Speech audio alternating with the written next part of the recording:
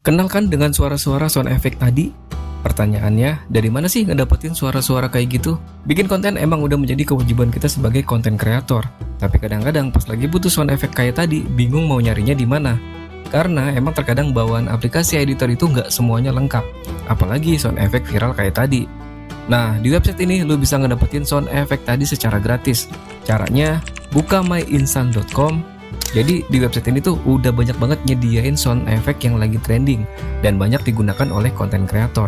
Misalkan mau download yang ini, tinggal klik yang ini dan copy filenya ke file manager.